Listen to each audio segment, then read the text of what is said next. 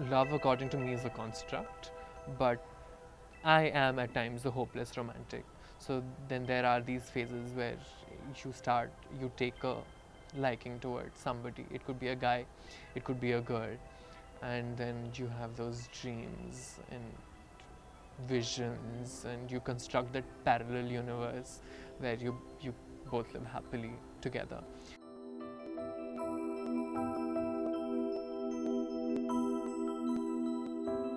It started when I was 5, and he was a neighbor of mine. But he was really good with kids, and most of me and my friends would visit his place almost every day because we wanted to play with him. And I don't remember what age he was. I really don't, but yeah, he must have been around 10 years elder to me, or maybe more.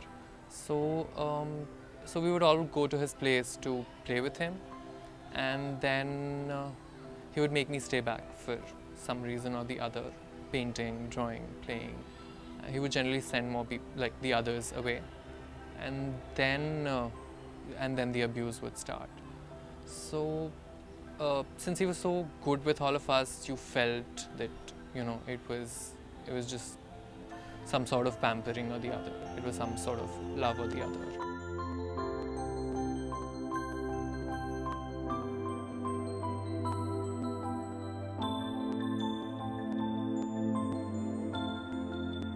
I was in class 9th, and this teacher of mine, the one who I really liked and still do, so she comes up in the class and she asks us about a certain poem that we had read way back in time.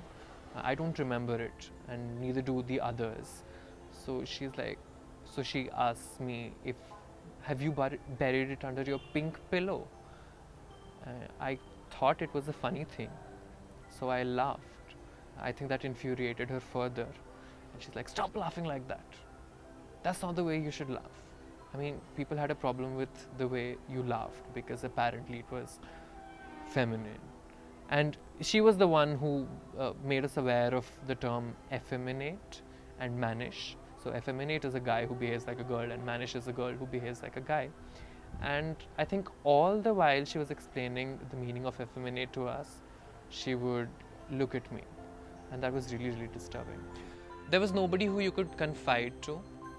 There were desires, there were feelings, there were stories that you wanted to share with someone.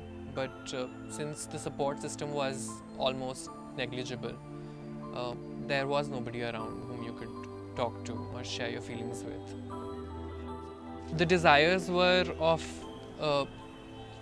liking person from the same sex. So I am and was attracted towards guys. But you couldn't share that with anyone because that's not the way it's supposed to be. So there was this big secret always within you that you never shared with anyone. Part of my inhibitions of being in a same-sex relationship also arise from the fact that, it's not a very acceptable thing. The way I have lived my life so far, and, I've always been this good person, this good child, this good son,